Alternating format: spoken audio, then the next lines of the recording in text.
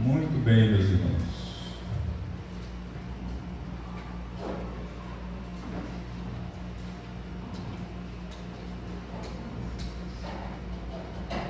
Meus queridos irmãos, nós iniciamos no domingo passado o estudo do Decálogo, né? Que são os 10 mandamentos. Temos visto o significado, o que vem a ser, né? Os 10 mandamentos, o que eles significam, aspecto conceitual, né? A importância dele para os nossos dias e também o motivo para que nós realmente possamos obedecer. Há vários motivos, né? E nós temos observado esses passos para cada mandamento. Na manhã deste dia, nós vamos estudar, nossa proposta e objetivo é estudarmos exatamente o segundo mandamento da lei do Senhor. Eu quero convidá-los a que possamos abrir as nossas Bíblias no Salmo 84. Por favor, abra sua Bíblia neste Salmo. Salmo 84.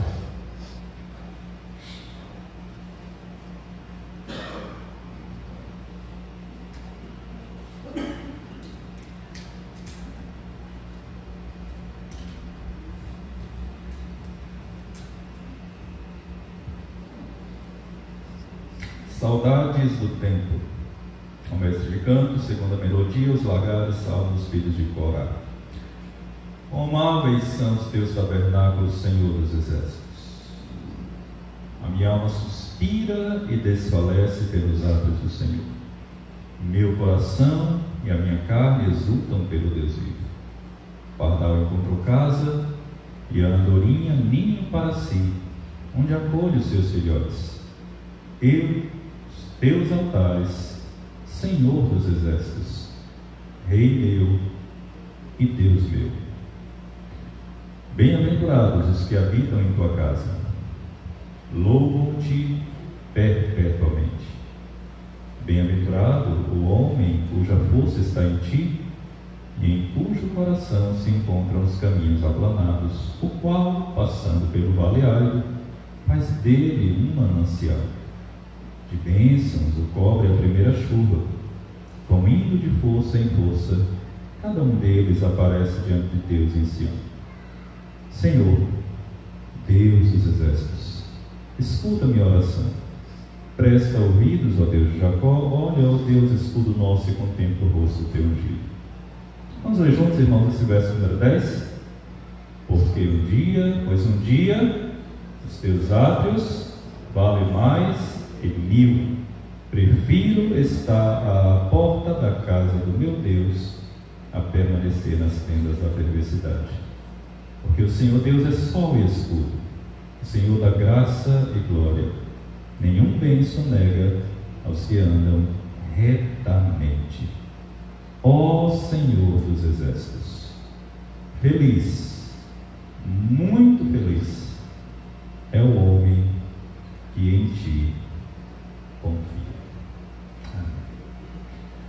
Meus queridos irmãos, vamos trabalhar aqui alguns aspectos introdutórios. Primeiramente, a gente precisa observar, a primeira coisa é que a lei de Deus, irmãos, ela deve ser observada com a devida atenção e interesse, e não apenas ser observada, entendida, compreendida, mas ela deve ser aplicada, ela deve ser guardada, ela deve ser realmente vivenciada ainda nos dias de hoje. Na semana passada iniciamos mostrando aos irmãos que o padrão da lei de Deus, ela não mudou, porque ela vem de um Deus que é imutável. Esse atributo de um Deus que é imutável. E o padrão da lei de Deus não mudou, bem como o caráter daquele que legislou a lei, que é exatamente o nosso Deus, um Deus imutável. Então, o que Moisés trouxe, irmãos, quando desceu do Monte Sinai, não foram 10 sugestões, foram 10 mandamentos. Aqui não é uma sugestão, faça isso, ou procure fazer isso. Não, são mandamentos, são ordens, são preceitos. E há pessoas que, infelizmente, negam ou atribuem que a lei de Deus preceituada, ela não serve mais para os dias de hoje. Elas não têm mais validade para os dias atuais. Obviamente que essa negação é feita por muitos não cristãos que agem exatamente como que eles estivessem imprimindo no coração, na mente, no coração, uma lei para si mesmos. Eles criam as próprias regras, vivem até de certa forma, de alguma maneira, de forma desregrada, e criam as suas próprias leis, estabelecem as suas próprias leis e assim conduz a sua vida. Porém, o triste fato, irmãos, é que até mesmo pessoas dentro das igrejas, infelizmente, irmãos, infelizmente mesmo, até mesmo pessoas dentro da igreja prestam a devida atenção ou interesse devido em observar, em aprender e em praticar, viver a lei de Deus. Não enxergam quanto a lei do Senhor, elas podem transmitir uma vida que proporciona de fato uma vida de proteção, né, de segurança e de felicidade. A lei, irmãos, ela não é um aprisionamento, não, de forma alguma. Ela é exatamente uma espécie de muro de proteção. Tá? Lembram que na semana passada nós até dissemos que existem as leis na sociedade como um todo e que se elas não existissem, realmente o mundo viraria um caos. Iria virar um caos mesmo. Até disse, né, a questão das leis de trânsito. Eu até estranhei, porque quando eu cheguei aqui, né, aqui na Cajazeiras, Paraíba, lá no Ceará, em Fortaleza especificamente, a gente costuma andar de moto, lógico, e o garupa também anda de capacete. Se não andar, é multa na certa, né? E aqui eu estranhei, porque minha esposa colocou e o pessoal olhando. Eu ficava olhando e estranhando, né? E aí uma das irmãs disse: pastor, aqui o garupa não usa capacete não, pastor, eu só vou achar que é um extraterrestre. Mas as leis, irmãos, a de trânsito e outras mais, servem exatamente para regular, colocar ordem, estabelecer ordem, né? E até para proteger também o cidadão como um todo.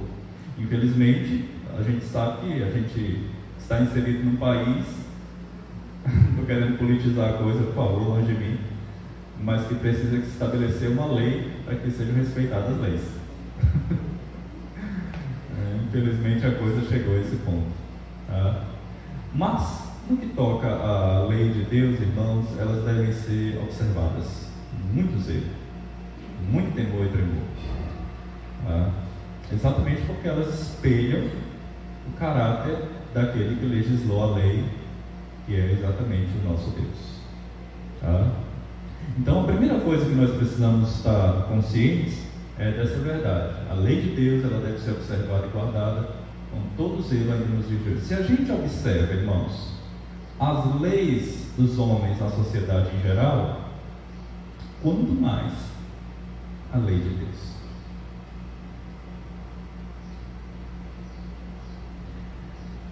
E é interessante porque muitas vezes a gente vive no temor de homens, né? A gente tem o temor de não obedecer às leis dos homens exatamente com medo da punição. E não tememos o descumprimento da lei de Deus e não paramos para pensar a seriedade do que é descumprirmos a lei do Senhor. Eu li um livro que o título dizia, o título dele: Quando os homens são grandes e Deus é pequeno. Temor de homens. A gente não vive, a gente não pode viver debaixo do temor de homens. A gente tem que viver debaixo do temor do Senhor. E quando a gente obedece às leis de Deus, consequentemente a gente vai obedecer às leis dos homens, quando elas de fato estiverem dentro do padrão bíblico. Está claro isso, irmãos? Alguma dúvida? Não. Muito bem. Nós precisamos então, o ponto aqui do lado, acima ainda, nós precisamos fazer uma distinção entre os 3 tipos de lei do Antigo Testamento, a saber, a lei moral, a lei civil e a lei cerimonial. Essas leis, elas foram dadas ao povo de Deus lá no Antigo Testamento. Por vezes elas estão lá intercaladas, né? Mas é de extrema importância nós discernirmos aqui, irmãos, as diferenças entre a lei cerimonial, que pertencia ao povo de Israel e prefigurava a Cristo, as leis civis ou judiciais, que detalhavam os deveres de Israel como nação, né, tendo as suas raízes na lei moral, na segunda tábua da lei, e a lei moral, pela qual o Criador governa a conduta moral de todas as criaturas por todos os tempos. A lei cerimonial, irmãos, era uma lei que foi estabelecida e consistia exatamente em regulamentos para as festas religiosas, para a adoração a Deus no santuário, incluía leis relativas a alimentos puros, né, limpos, imundos também, instruções para a questão da pureza nos rituais, né, conduta dos sacerdotes, por aí vai. Tá? Essa lei cerimonial, ela era regida exatamente dentro desse padrão, dessas especificidades. Tá? E era exatamente dessa forma. Meus irmãos, a lei cerimonial, ela não está mais em vigor. Ela foi revogada. Exatamente pelo fato de que todos os seus regulamentos apontavam para alguém que já veio, Cristo. Então ela está revogada. A Bíblia diz, né, em Hebreus, que são sombras das coisas futuras, né? Mas o corpo é Cristo. Então ela está revogada. Um dos erros da perspectiva teológica conhecida por dispensacionalismo, né, imaginar que as antigas cerimônias e sacrifícios eles foram reintegrados. Isso é um equívoco teológico muito grande. Todo o sistema sacrificial, irmãos, foi substituído por Cristo.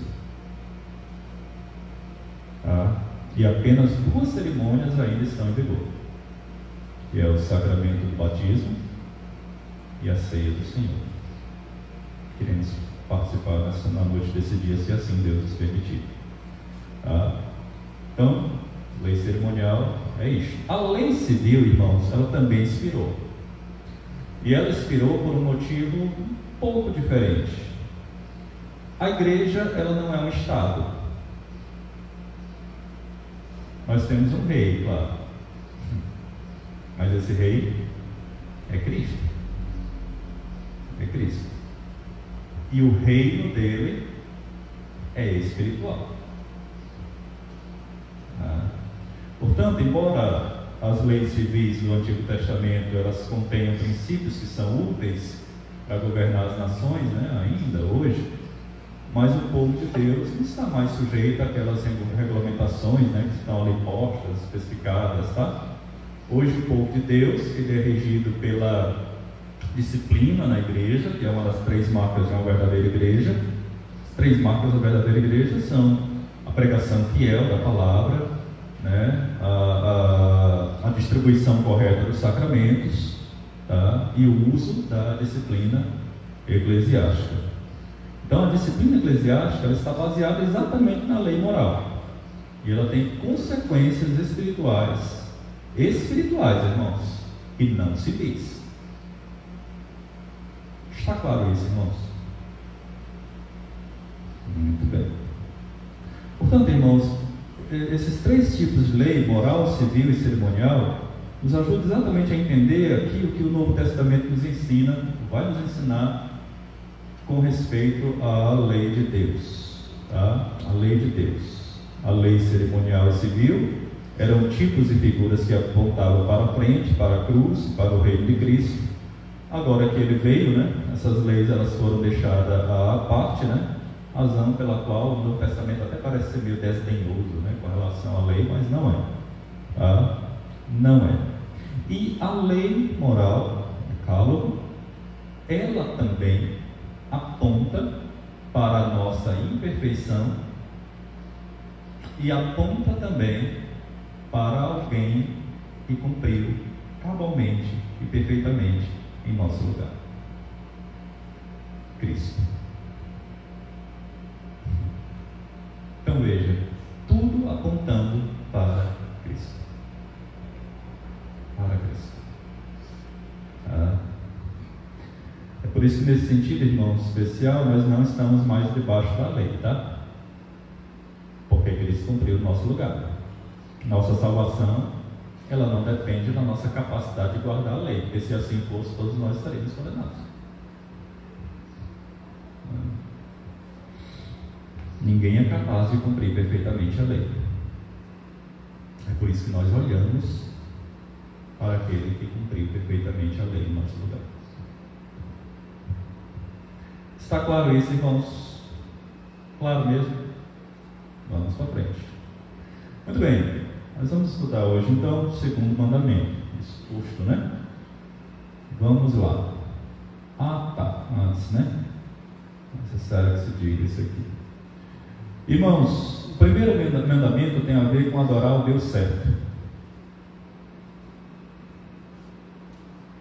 Não terás outros deuses diante de mim. Esse é o primeiro mandamento. Precisamos adorar o Deus certo. E nós sabemos quem é o Deus a quem devemos adorar e que de fato merece a nossa adoração. O segundo mandamento, ele tem a ver com o adorar o Deus certo, mas do modo certo. Não basta apenas que nós tenhamos o conhecimento de quem nós devemos adorar, mas o modo como nós devemos adorar a este Deus. Não é de qualquer forma, irmãos. A Bíblia regula. Ele mesmo regula o modo como ele quer, deseja e merece de fato ser adorado. E nós vamos ver isso ao longo do estudo desta manhã.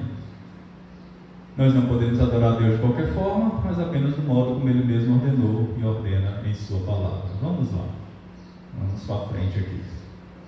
Qual é o segundo mandamento? O segundo mandamento é: não farás para ti imagem de escultura, nem semelhança alguma. Olha, irmãos, isso aqui já dá exatamente uma informação muito importante. Olha a ordem, olha como começa. O primeiro mandamento ele já começou com um advérbio de negação, né? Não. Não. O segundo também, não. E olha a ordem: não farás. Não faça.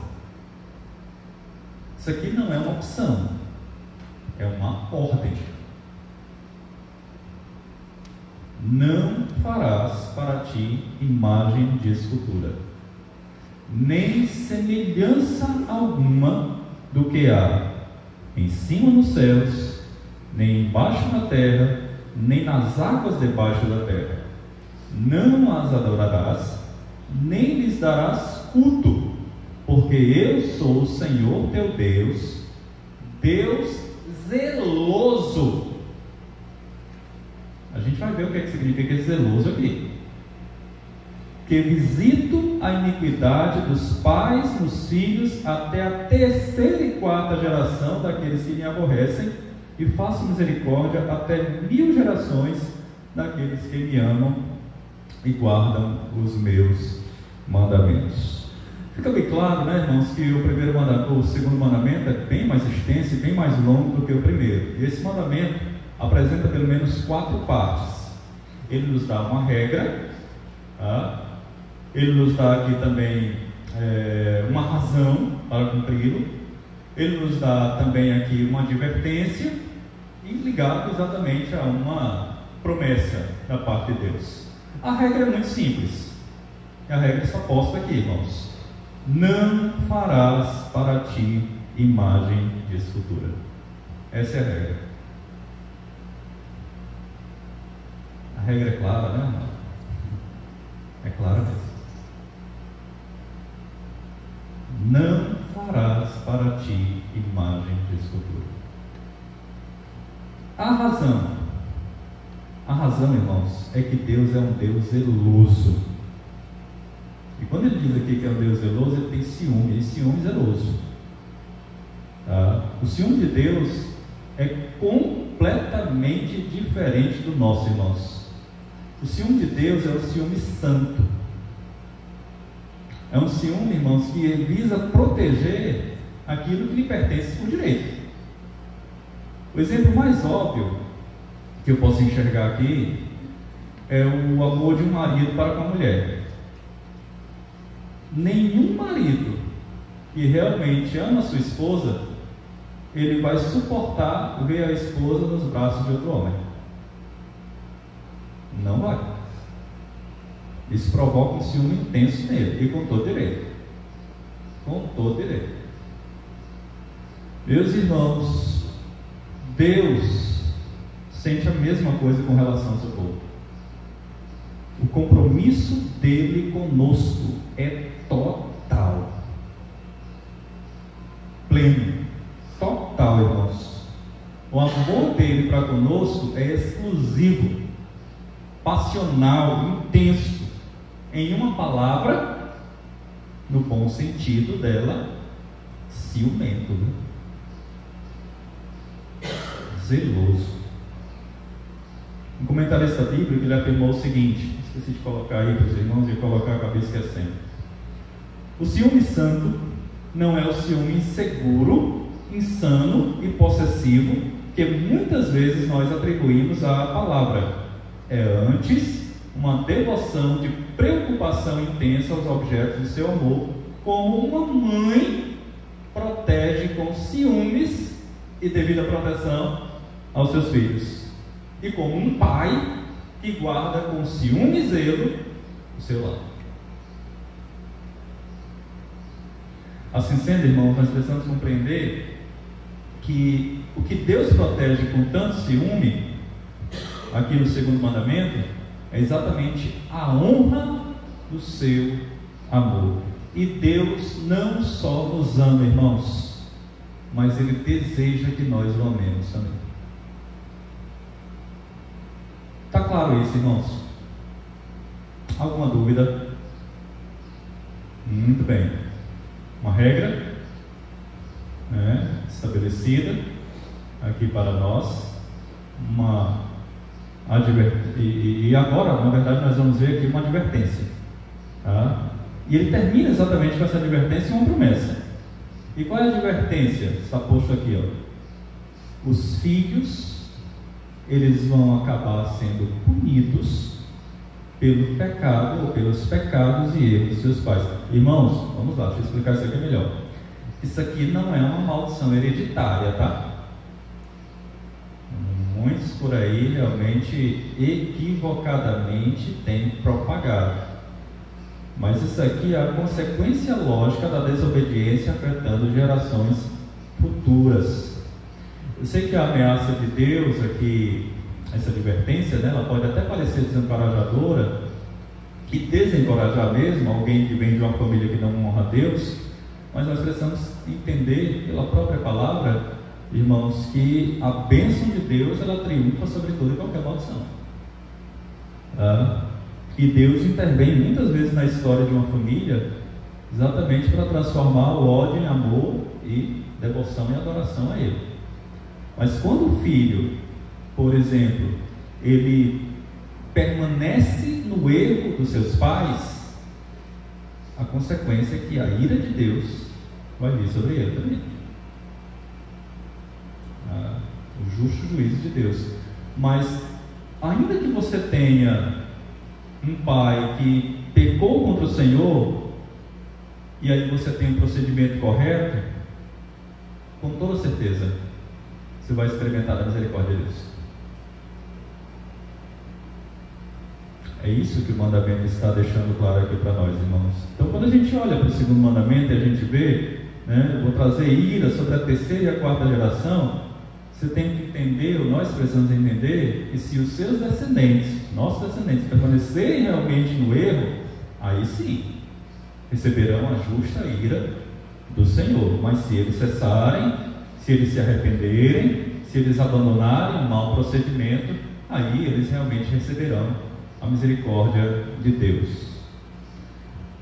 Com isso, irmãos, com isso em mente, com essa ideia posta aqui, a gente quebra totalmente esse pensamento equivocado de maldição hereditária, né?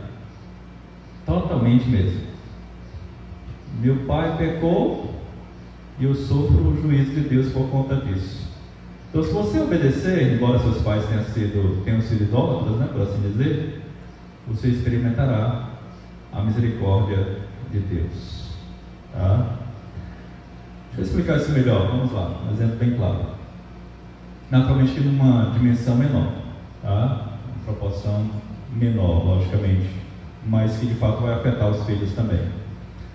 Por exemplo, se o pai é desorganizado financeiramente, aí ele vai, se endivida, né? Se empobrece.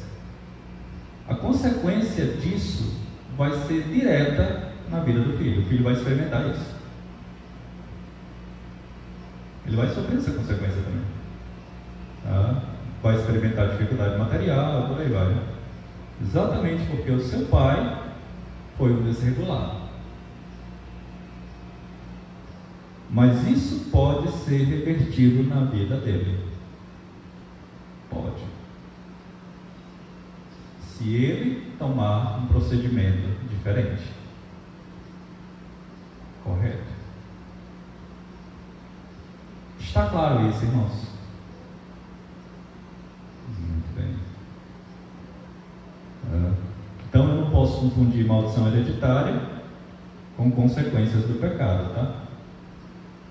E aí você pode estar perguntando: pastor, mas o filho de Davi, né, morreu após ter sido concebido. Consequência do pecado.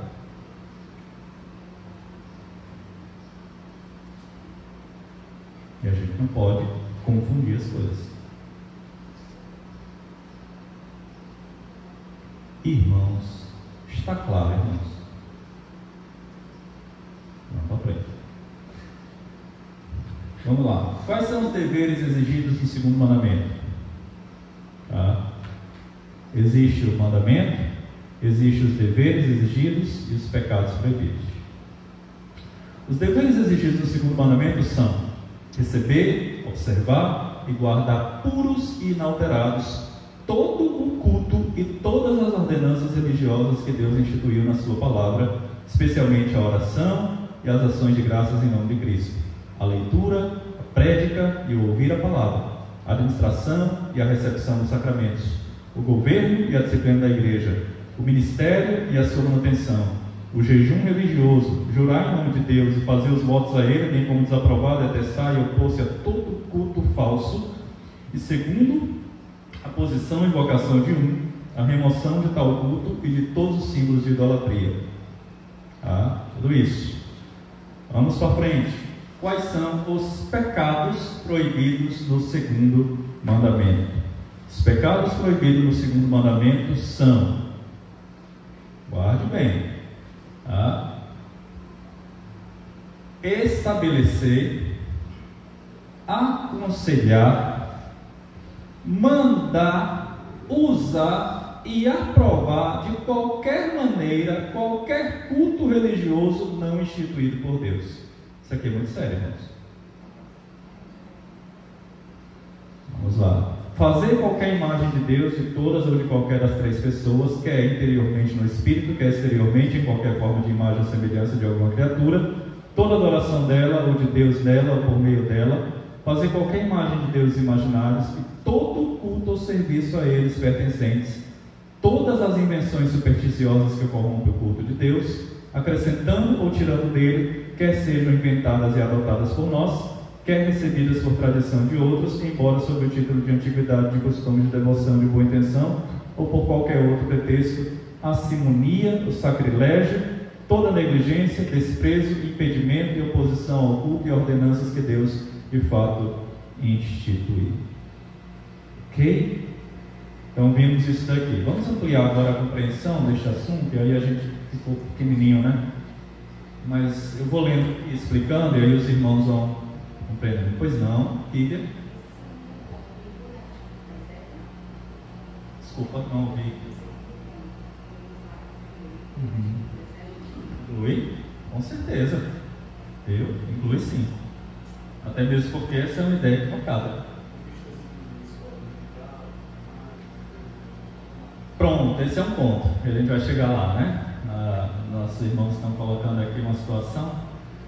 A questão das figuras, né, didáticas da escola dominical, das crianças, né? Especialmente das crianças, né? Lógico. Bom, é uma quebra, sim. Contudo, existe uma posição dos nossos órgãos de instâncias superiores da nossa igreja que entendem e permitem que isso possa ser feito de maneira didática, pedagógica.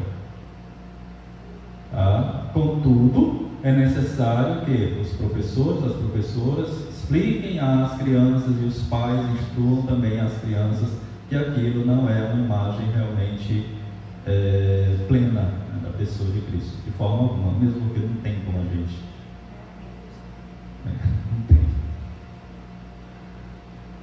Eu tenho a minha posição firmada com relação a isso. Eu não vou colocar aqui para os irmãos para não assustar. Mas eu vou colocar para as professoras.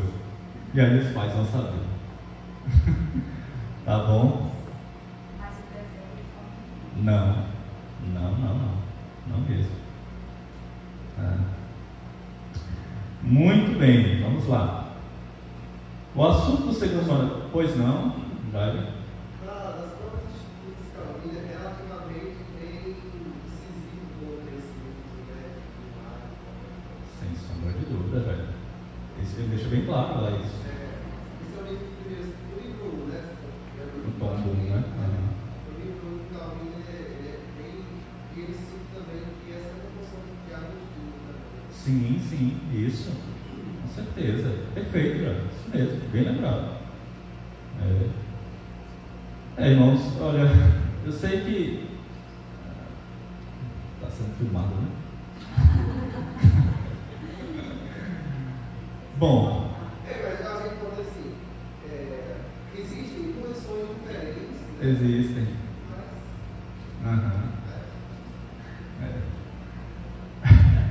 Me procura em particular, tá? É melhor. Vamos lá, irmãos. O assunto do segundo mandamento é basicamente o culto a Deus. Esse é o assunto do segundo mandamento. Tá? De um lado, o mandamento trata da forma do verdadeiro culto a Deus, e de outro, condena a idolatria e o falso culto. Agora atente para isso aqui, irmãos. O culto a Deus é algo muito importante. E nós não podemos incorrer no erro de separar o culto da doutrina, a ortodoxia, né, doutrina, da doxologia, culto, louvor, né? Em outras palavras, irmãos, a doutrina e o culto são como os trilhos de um trem, né? O culto tem que ser, portanto, a expressão daquilo que cremos acerca de Deus e também da sua palavra. Então, irmãos, não adianta de forma alguma eu dizer que eu creio na Bíblia e praticar um culto completamente contrário àquilo que a Bíblia prescreve, aquilo que a Bíblia ensina. Não adianta, irmãos. Se o meu culto é bíblico, ele tem que ser bíblico do início ao fim.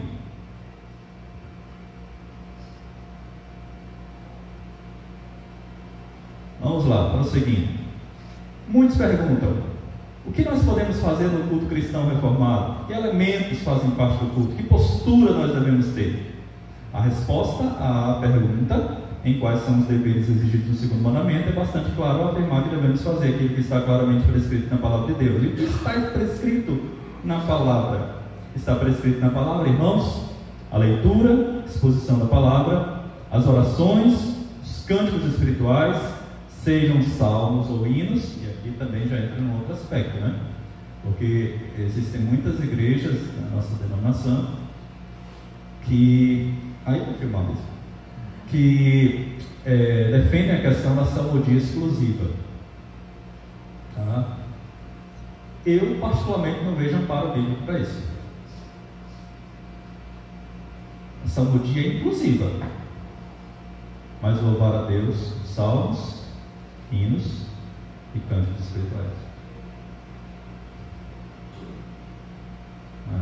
Sempre de forma bíblica, cristocêntrica e teocêntrica.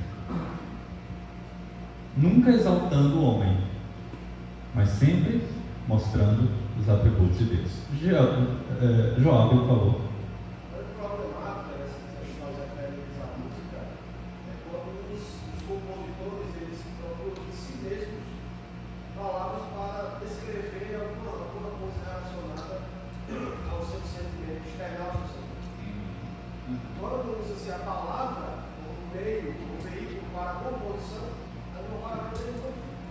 Sem sombra de dúvida, eu concordo.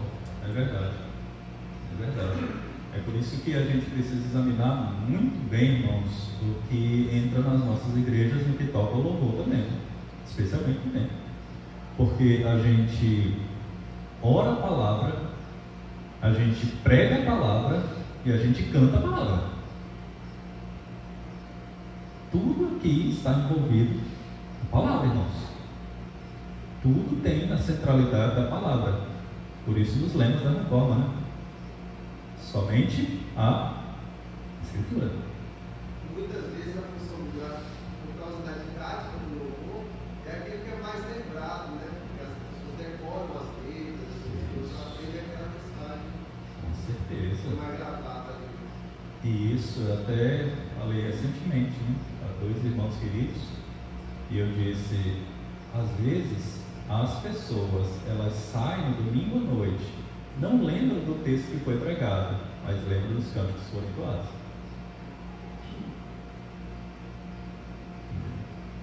Esse louvor é realmente um elemento muito sério. Veja. Ok, irmãos? Então, leituras, exposição da palavra, orações, cantos espirituais, sejam salmos ou hinos, ministração de sacramentos, batismo e ceia, juramentos e votos, bem como recolhimento de dízimos e ofertas. Então, o que a Bíblia ensina que nós devemos fazer no culto, irmãos, são essas coisas, são estes elementos. É isso que faz parte do culto reformado.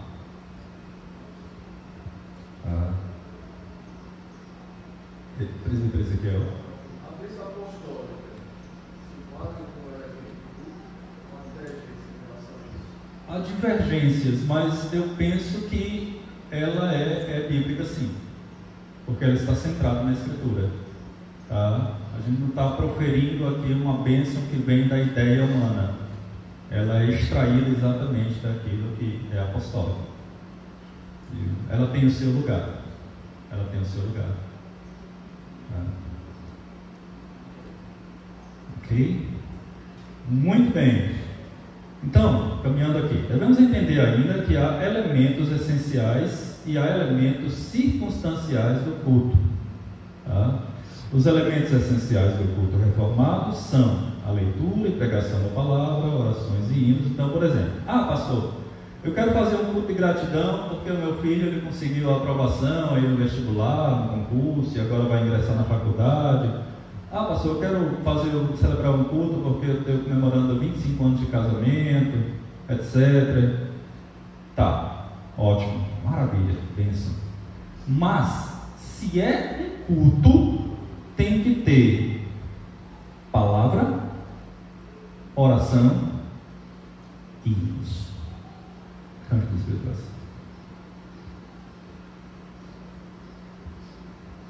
Se eu tenho culto que não tem oração, lamento me dizer, irmãos, não é culto. Não é culto. Se eu tenho um culto que eu digo que é culto, mas que não tem leitura e pregação da palavra, não é culto. Não é. Se eu quero fazer um culto, mas não tem hino, louvores, né? Não é culto. Exatamente porque o culto, irmãos, ele está baseado nesse tripé.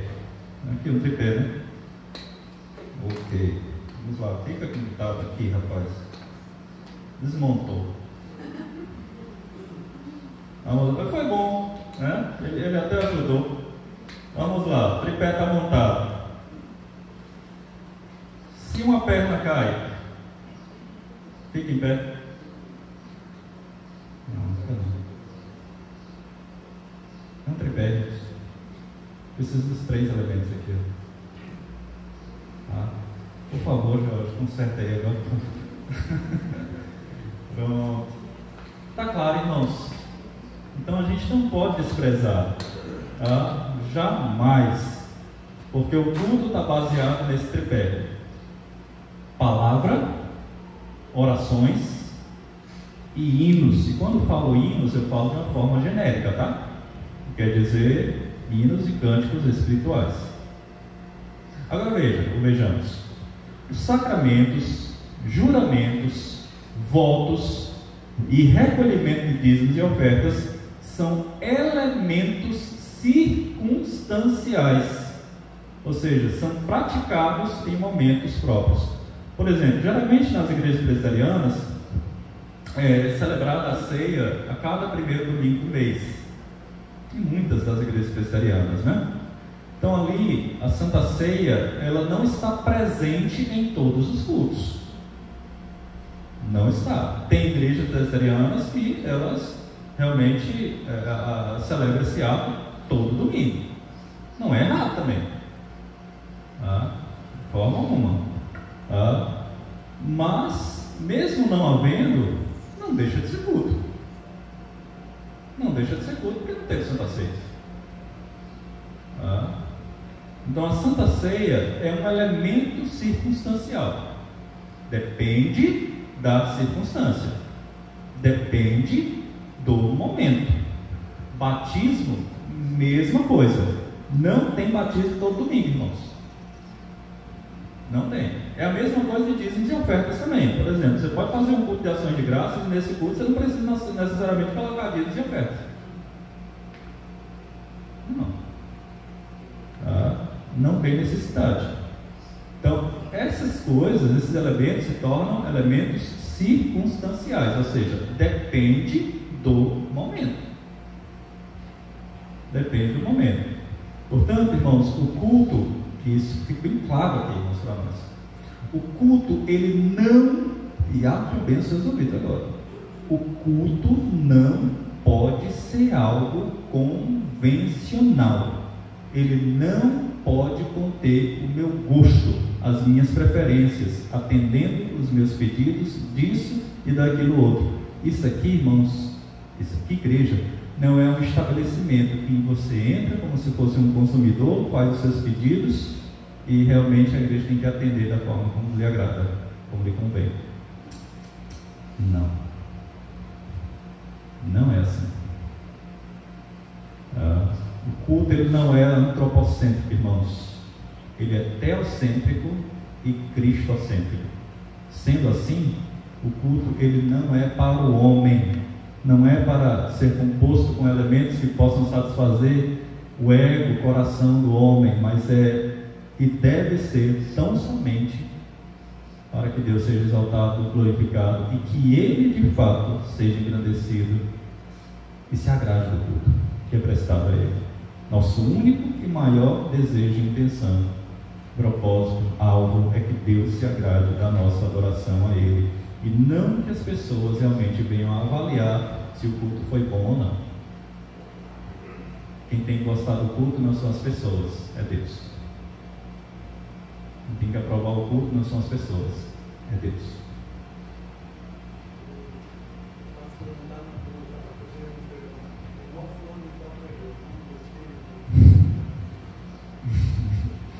Pois é.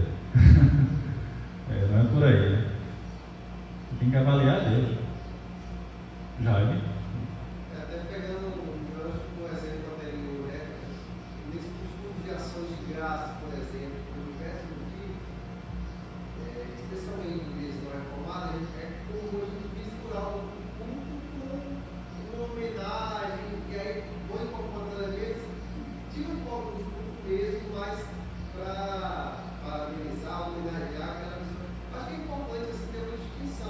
Sim. Quer fazer homenagem, tira o momento antes, o momento depois, Isso. mas tudo sem o tudo, né? Sem sombra de dúvida. E o centro de um momento como esse é realmente a gente trazer à memória que o sucesso obtido não veio da capacidade da pessoa, mas veio porque Deus realmente, com a graça dele, a dele ofereceu. Mas sempre centrado naquilo que Deus fez, não naquilo que o homem conquistou, mas naquilo que Deus conquistou por nós. A providência de Deus. Sem sombra de dúvida. A providência de Deus. Sem Ele nada somos, nada podemos fazer. E há até um salmo que diz, né?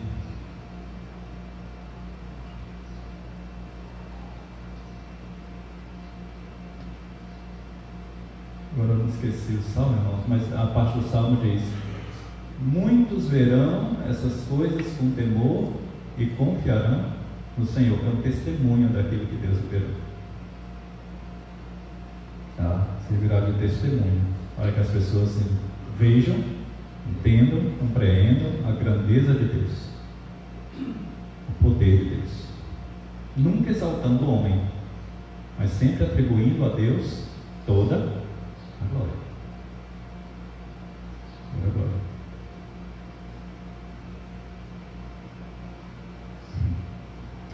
Não a nós, Senhor, não a nós, mas ao teu nome da glória. Nunca a nós.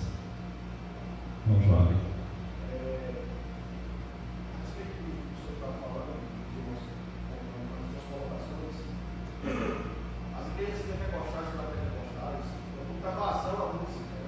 Sim. E aí, para que isso aconteça, muitos elementos sonoros são incluídos na atmosfera, na áurea. Por outro lado, as igrejas reformadas, elas têm perdido um pouco essa essência de investir teologicamente nas canções, não só nas canções, na música como um todo instrumental, de forma que não se olha da mesma forma para a música como se olha para a pregação. E parece que um é maior do que a outro, como elemento de culto. E a gente aprendeu várias vezes aqui, vários pastores passaram comigo, sobre pregado, que este elemento ele tem que ser teológico, cristocêntrico em todas as coisas, em todos os seus aspectos, seja nas letras, seja na música como instrumental, mas ela tem que apontar para Cristo, para que não pareça uma coisa. Sempre. Precisa ter excelência para Sempre. a obra de Deus. Sempre. Sempre. Agora, lembremos sempre, né? Quando o canto está sendo entoado, a palavra também está sendo, nós estamos cantando a palavra, mas o centro do culto é a palavra. É a palavra. Porque ela é que vai ser o pasto verdejante que vai alimentar o povo. Está claro? São 40 versículos 13. Oh, obrigado. Obrigado. Isso. Ok, irmãos? A gente não pode realmente perder isso de vista. Tá? Mas perfeito, é isso mesmo, viu, João? Então, irmãos, olha, ao olharmos para os elementos, já o terceiro aí, ao olharmos para os elementos essenciais, nós devemos compreender que é a palavra, olha o ponto aqui, ó, é a palavra que dirige o culto público. Isso significa que a igreja deve ler e ouvir a palavra pregada, orar a palavra e cantar a palavra. É isso que torna Deus o centro do culto reformado. Tudo é a palavra de Deus, irmãos. Não é uma questão de gosto, não é uma questão de preferência daquilo que eu acho que é certo, daquilo que eu acho que é errado. Então, à luz disso, o culto não é uma questão de gosto pessoal, achismos ou invencionices, mas de praticar aquilo que o Senhor mesmo nos revelou em sua palavra. O culto é algo muito sério e por isso deve ser tratado com zelo por parte dos ministros. Irmãos, o culto tem que ser planejado, ele tem que ser algo pensado, ele tem que ser algo realmente antecipado. Meus irmãos, vocês acham que quando eu termino de pregar aqui no domingo, na segunda é minha folga, mas na terça-feira, vocês acham que eu já não estou recolhendo material, catalogando, lendo, anotando, extraindo e começando a desenvolver? Leva tempo, irmãos. E muito tempo. Vocês acham que para o aspecto do pessoal que está na música também não leva tempo? E como leva? Leva mesmo. Então, é algo planejado. Pensado, planejado com antecipação, o preparo. O culto, irmãos, é a expressão da nossa adoração a Deus, e por isso o culto tem que ser o melhor. Tem que ter os melhores louvores a serem entoados, selecionados e bem entoados. O culto tem que ter a melhor mensagem. E, irmãos, eu já disse, eu não posso chegar aqui, irmãos, e simplesmente dar água com açúcar para vocês, não. Não, irmãos. Eu não posso chegar aqui, irmãos, e contar a minha história da minha vida, não. Eu tenho que chegar aqui a contar Cristo para vocês. E nos levar exatamente a enxergar que nós somos miseráveis pecadores e carecemos da graça de Deus. Condenar o pecado. Não, irmãos. É algo sério, irmãos. Algo muito sério. Muito sério mesmo. E chegando aqui, irmãos, eu tenho que, por exemplo, ler a palavra. Estou expondo aos irmãos Tiago, né? Vamos expor. Digo vamos porque o seminarista Jaime também vai estar conosco nessa jornada. Irmãos, a gente tem que ler, explicar e aplicar com clareza, profundidade, sobretudo com fidelidade. Ninguém pode trazer as nossas próprias percepções de pensamento. Não, de forma alguma. Então, o culto tem que ter ordem. Precisa também ter reverência e concentração. Concentração. E mais, irmãos, vou dizer algo que talvez choque alguns. Irmãos, culto online não existe. Não existe. Você não cultua a Deus de forma híbrida, né, por assim dizer, online. Do outro lado, você é alguém que assiste o culto, mas você não tem como interagir. Não tem, irmãos. Sobretudo porque domingo é o dia do Senhor. É dia de nos reunirmos na casa do Senhor, e nós temos que estar presencialmente na casa dele. Internet, irmãos, é 2D, né? Você só pode ver e ouvir. Até interagir lá no chat, né? Mas não tem como, irmãos. Não tem como. Sobretudo, conversava com um irmão muito querido aqui também, porque nós estamos criando com essas metodologias. Ela é muito boa, válida, útil, necessária também. Mas a gente tem que ter um cuidado de dosar, porque a gente tem percebido que nós estamos vendo muitos desigrejados por conta disso. Se acomodaram. Pós-pandemia, pastores e liderança viram isso de forma muito grande. As pessoas se acomodaram. Se acomodaram.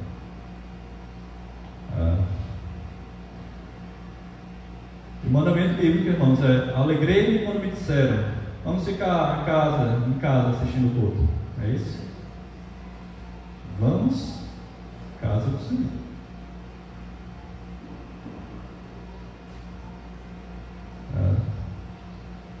É essa coletividade presencial, irmãos, e precisamos cultivar, e que realmente podemos prestar culto a Deus. E eu falo isso em amor, viu, irmãos? Culto bíblico é presencial. Presencial. Tá? Presencial mesmo. Vamos lá. Em suma, o culto reformado, ele é centrado em Cristo. Aqui na última aqui, irmãos. Centrado em Cristo e na sua palavra e no seu sacrifício, e não no homem. A igreja, ela não pode jamais se deixar levar pelos modismos evangélicos do nosso tempo. Porque a igreja tal faz daquele jeito. Meus irmãos, nós não somos igreja tal. nosso compromisso não é com aquilo que é feito, irmãos. O nosso compromisso é com aquilo que Deus exige na sua palavra. Compromisso não é com o homem, compromisso é com Deus. E Deus nos pedirá contas se nós não adorarmos do modo como convém. Por outro lado, devemos ser cuidadosos para não introduzir no culto reformado elementos não autorizados por Deus, como por exemplo, e aqui entra o aspecto. Isso aqui vai dar pano para manga, né? Como por exemplo, o uso de imagem das pessoas da Trindade. Vou ver se está aqui. Isso está aí. Imagens de Deus, irmãos. Imagens de Cristo. Imagens do Espírito Santo. Não, irmãos. Não. O Catecismo Maior, ele é muito claro ao nos ensinar que nós não devemos fazer nenhum tipo de representação de Cristo ou do Espírito Santo. Eu particularmente tenho muitas reservas, irmãos, muitas reservas com essa turma que faz representações da pessoa de Cristo, exatamente pelo fato, irmãos, de que não tem como a gente, não existe, irmãos, nenhuma imagem que possa representar definitivamente a pessoa de Cristo. Não existe, não existe. Primeiro porque nós não sabemos como ele é. Tá? É claro que se Cristo voltasse agora, hoje, a gente reconheceria ele. Mas nós não sabemos, irmãos. Tem gente aí afora que faz a imagem de Cristo com o nariz fino, né? Olhos claros, sobrancelhas finas, lábios pequenos, né? Irmãos, Jesus era um judeu, irmãos. Você nunca vai ver um judeu com o nariz fino. Não vai, não vai mesmo. O judeu, via de regra, tem o nariz grande. Não é Pinóquio, tá? Mas o judeu tem um nariz grande. O judeu tem uma sobrancelha um pouco mais forte, mais grossa, irmãos. Dificilmente você vai ver um judeu com cabelo claro. Via de regra, eram cabelos realmente pretos, né? É difícil ver um judeu, por exemplo, com cabelo liso. E eu já vi muitas pessoas aí prefigurando a pessoa de Cristo, cidadão com cabelo lisinho, né? Não tem como, irmãos. Não tem como mesmo.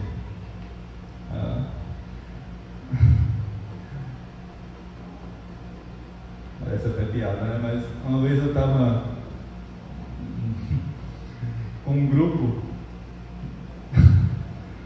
e esse grupo pediu para uma peça teatral para eu representar a pessoa de Cristo. Ele disse: meu filho, primeiro que essa representação é uma quebra de mandamento. Segundo, que Cristo não era calvo.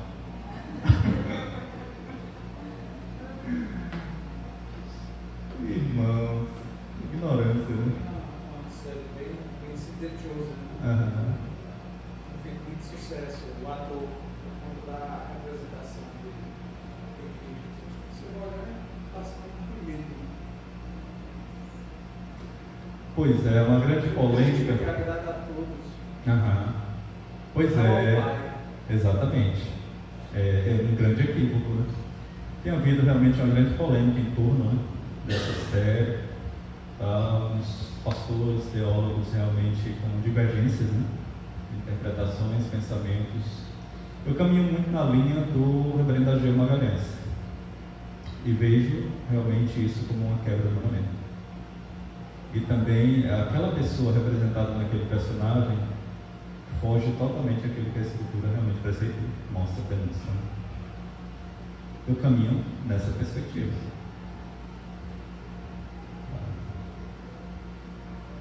Eu caminho mesmo. Meu irmão, quer conhecer a Cristo? Olha a palavra. Olha os evangelhos. A gente foi na questão que Moisés rejeitou ser chamado filho da filha do faraó, porque tudo visto o sofrimento e as glórias de Cristo, mas queria esconder uma vez assim, substancializado. Exatamente. O verbo ainda não tinha sido feito carne, mas Exatamente. ele conseguia enxergar Cristo com clareza. Sim, com certeza. Não tem como a gente realmente. Tem até um louvor bem antigo mesmo, em que é dito assim: queria saber como era o seu rosto, embora eu sinta que era muito lindo. Inspirava fé e também confiança, e dava a todos um gosto infinito. Irmãos, olha que grande expectativa que a gente tem no nosso coração, a gente poder olhar para a perspectiva do porvir e a gente poder, face a face, realmente saber e ver a pessoa do nosso Redentor. Vamos ver, irmãos. Pode ficar tranquilos que a gente vai ver. Face a face. Pode ter certeza.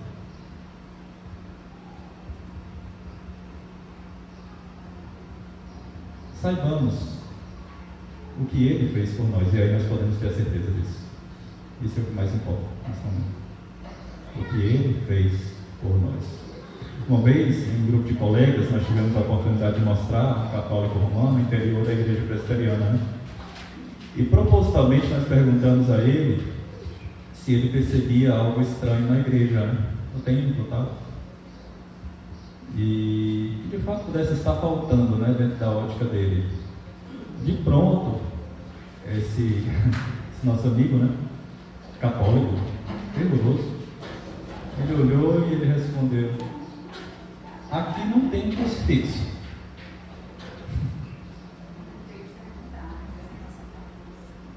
Exatamente. Não tem. Ele falou isso. Aqui não tem um crucifixo. Né? A resposta que nós demos a ele naquela oportunidade é que a cruz está na mensagem que nós pregamos semana após semana. Nós pregamos um Cristo que foi crucificado, mas que ressuscitou, que não está mais morto, mas que está vivo e que vive. Isso é algo, irmãos, que nós proclamamos com base nas Escrituras. Não é algo que nós penduramos nas paredes. Nós proclamamos com base nas Escrituras. E existe exatamente uma razão bíblica e teológica para isso, irmãos. É que uma representação visual da pessoa de Cristo pode se transformar facilmente num objeto de adoração. E dessa forma, a gente acaba violando o segundo mandamento. Irmãos, eu também sou muito contrário, tá? Tenho uma grande resistência a desenhar o Espírito Santo como se ele fosse uma pomba. Animal. Ele não é uma pomba, irmãos. Ali no batismo de Cristo, o Espírito Santo desceu em uma forma de pomba, simplesmente, irmãos, para que as pessoas vissem que o Espírito estava sobre Jesus. E não tinha outro jeito. Espírito é Espírito, irmãos. Espírito é Espírito. Ele não é um animal. Não é. Tem pessoas que desenham até a pessoa de Deus, né?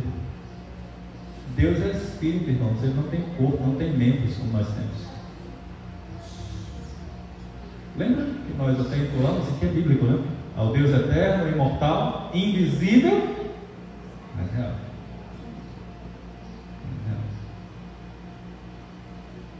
Então nós precisamos ter isso em mente, viu, irmãos? Queridos, até aqui está claro. Eu sei que o nosso tempo está se esgotando, né? A gente vai ter que fracionar a lição de hoje. Mas no próximo domingo o nosso irmão seminarista já, tá bom? Vamos lá. Além disso, no culto reformado, vou tentar caminhar mais rápido, irmãos. Também não cabe o uso de parâmetros sacerdotais, velas e objetos judaicos como menorá. Tá? Nós não precisamos mais dessas coisas, irmãos. A beleza do culto reformado reside justamente na sua simplicidade. Em seus elementos estéticos, há o culto que simboliza a palavra de Deus, a mesa da ceia que simboliza o sacrifício de Cristo. Algumas igrejas usam também a pia batismal, né? Simboliza a nova vida no meio da purificação. No culto reformado, não cabe nenhum tipo de ministração paralela à palavra, como um culto dentro do culto.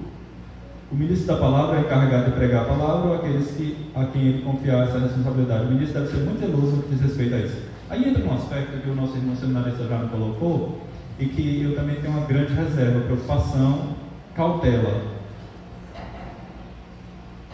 Eu tenho muita resistência com testemunhos no culto. Eu particularmente, pastor Neto.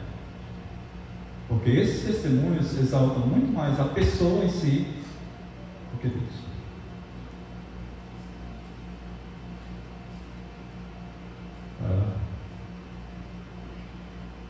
Então, por fim, devemos afirmar e reafirmar que Deus é zeloso para com seu culto. Isso quer dizer que o culto deve ser oferecido a Deus a fim de que Ele se agrade. Isso quer dizer que o culto deve ser oferecido a Deus por implicação. Não nos cabe gostar ou não do culto. Eu já presenciei, irmãos, lamentavelmente, já presenciei isso, pastores em determinadas igrejas da nossa denominação, por vezes apresentando o visitante, dizendo assim, né? Final do culto, foi lá, apresentou o visitante, aí diz assim: eu espero que você tenha gostado do culto. Quem tem que gostar do culto, irmãos? Não somos nós. Quem tem que aprovar o culto? Deus. Deus, irmãos. Culto é culto, irmãos. A pessoa não está ali para ser agradada, está ali para agradar a Deus. E o visitante precisa ser bem recebido, bem recepcionado, mas o culto não é para agradar o visitante ou qualquer outra pessoa, mas somente a Deus. Nossa preocupação é se Deus se agradou ou não do culto, não as pessoas. Então, irmãos, para finalizar, o parâmetro para saber se o culto é ou não agradável a Deus é a sua palavra, a própria palavra. Sendo assim, Deus não permite que o seu culto seja profanado, ainda que os homens, na melhor das intenções, prestem culto agradável aos seus olhos.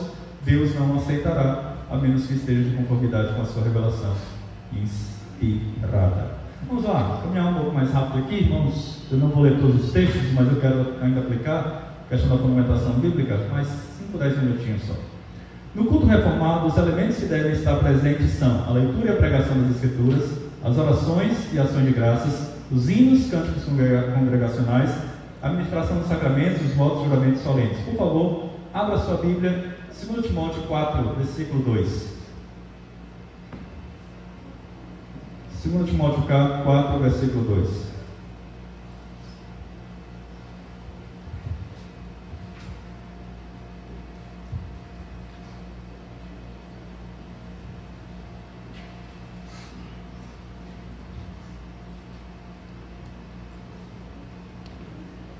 Olha só, prega a tua história, é isso que diz aí? Prega a palavra, insta, quer seja oportuno, quer não, corrige com o quê? A palavra, repreende com a palavra, exorta com a palavra, com toda longanimidade e doutrina. Então, o culto é para a pregação e propagação da palavra. Tudo é palavra no culto.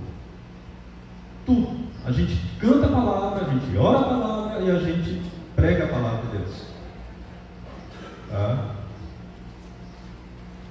Vamos lá. Segunda coisa, não vai dar tempo a gente concluir.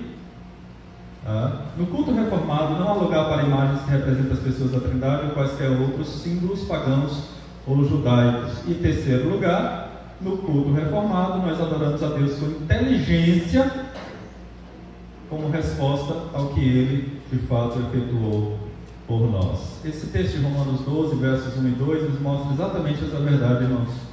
Rogo-vos, pois, irmãos, pelas misericórdias de Deus, que apresenteis o vosso corpo como sacrifício vivo e é santo, agradável a Deus, que é o vosso culto racional. O culto, irmãos, ele é com entendimento, com raciocínio, de compreensão.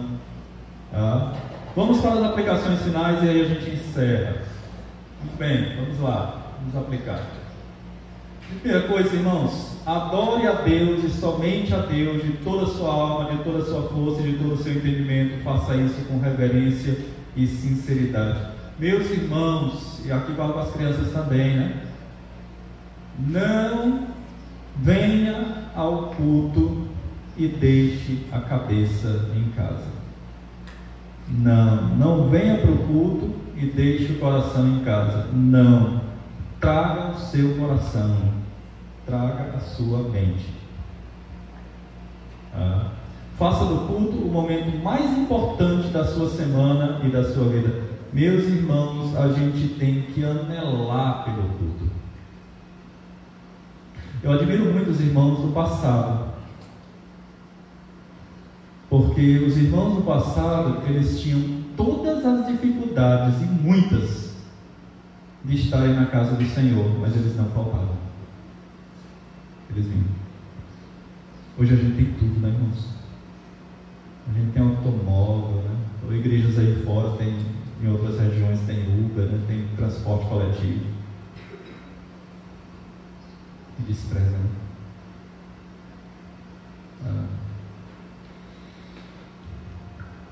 E penso exatamente o seguinte, né? Eu vivo uma região que realmente tinha essa concepção.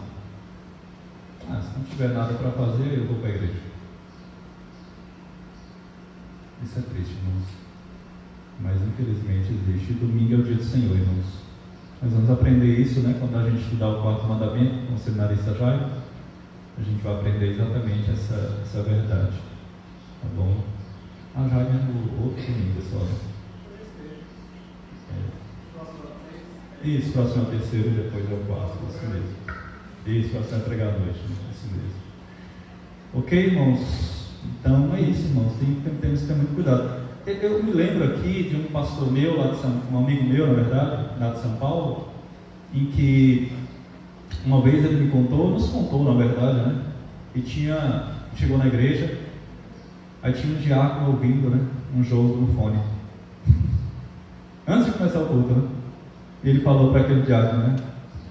Meu irmão, onde é que você está com a cabeça?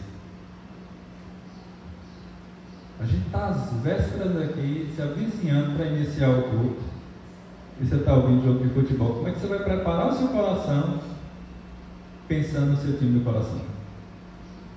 E o pior, o time estava perdendo.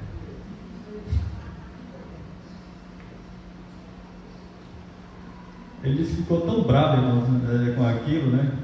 E um dia de culto ele falou: eu almejo que um dia os crentes, ao invés de ficarem falando de jogo de futebol na igreja, falem sobre a mensagem que foi proclamada.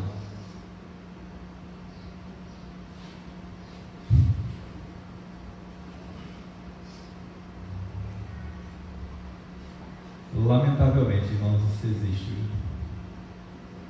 Segunda coisa, muito cuidado para não exaltar o homem em detrimento de Deus. Lembremos-nos que o pregador é apenas um instrumento de Deus para a sua edificação. Ouça a pregação como se Deus mesmo estivesse falando com você.